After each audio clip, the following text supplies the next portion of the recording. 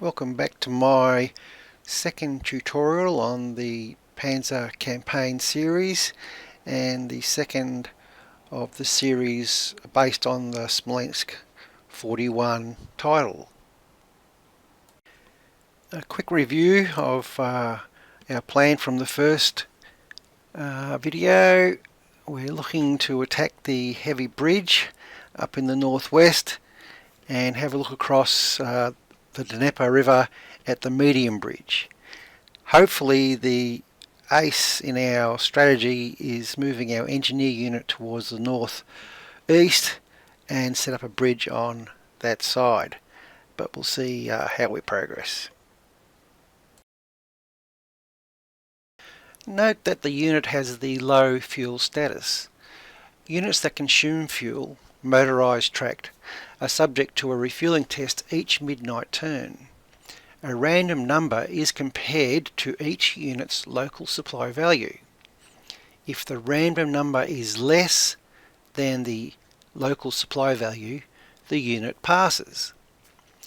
Units that fail the refuelling test are subject to a command range check. Units within the command range of their HQ have a 50% or better chance of passing the test and keeping their fuel status. So fuel consuming units that fail the refuelling test, then fail the command range check, or are outside of their HQ command range, or their HQ is out of command and they've failed the refuelling test, are then classified as low fuel until they pass a refuelling test.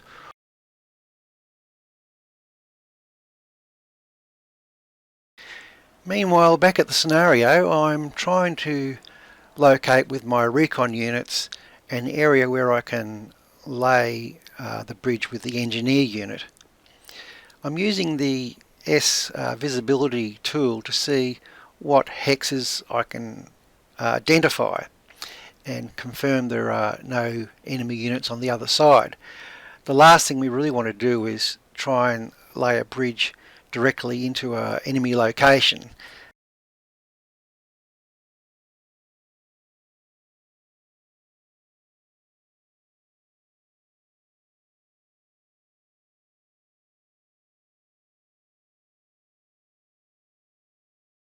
Note that one of the artillery units is unavailable.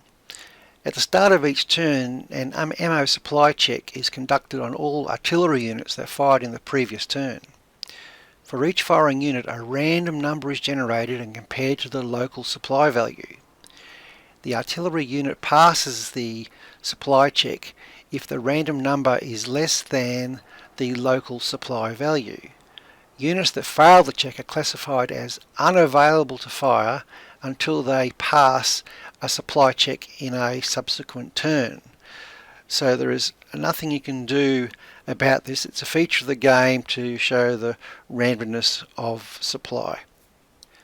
Note that artillery is different from the fuel supply situation we discussed earlier, in that it doesn't go to a second command range test. There's only the one test, the local supply value against the random number.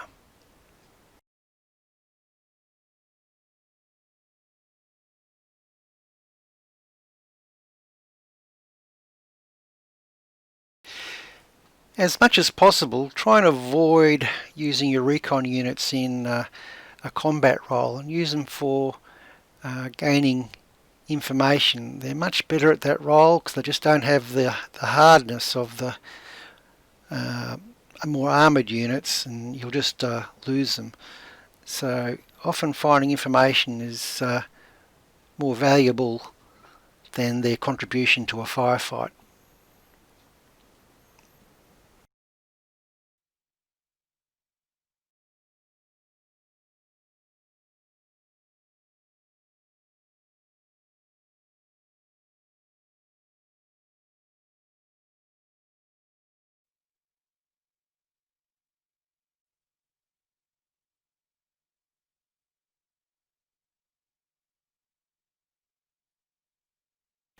At the beginning of a player's turn, a command test is performed for all headquarters units for that side.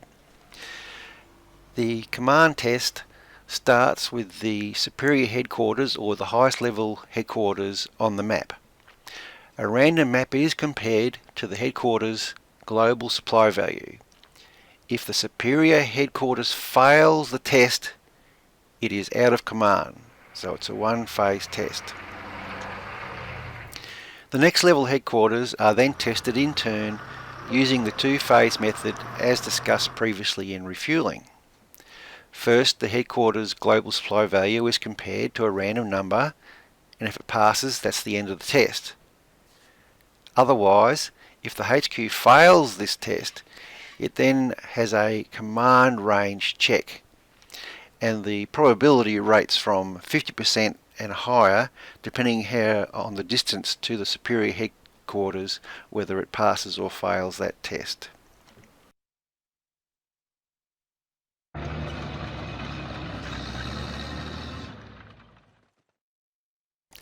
When a headquarters is selected, pressing the K shortcut key provides the nominal command range of the headquarters.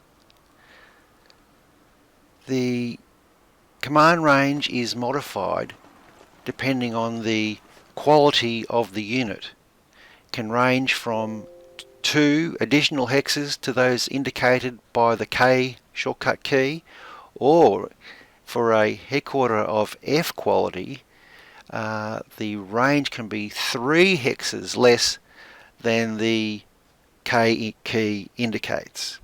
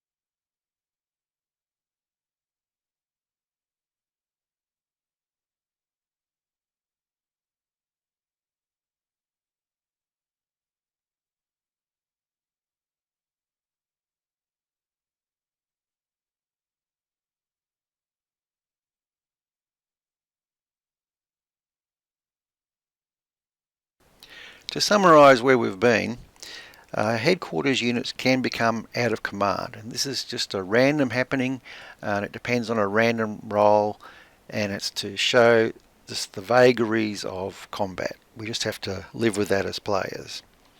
Now, units can become low ammo, or for artillery units they can become unavailable.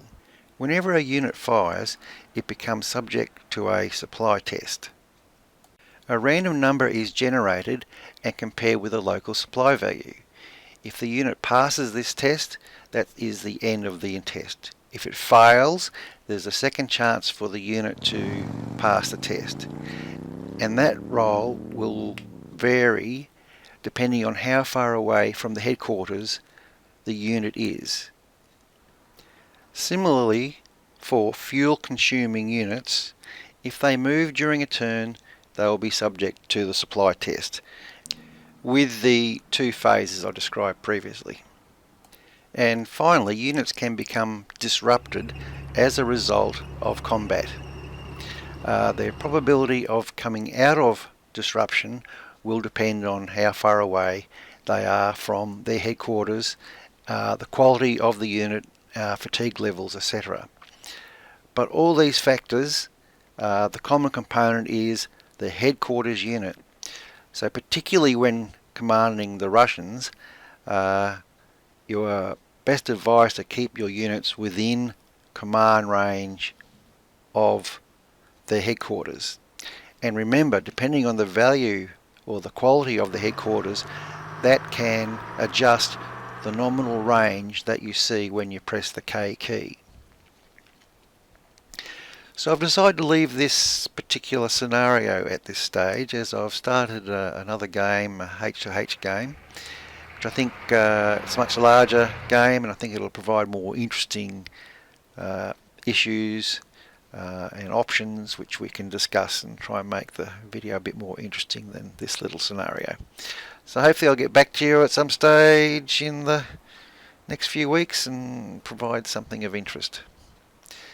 Thanks for watching.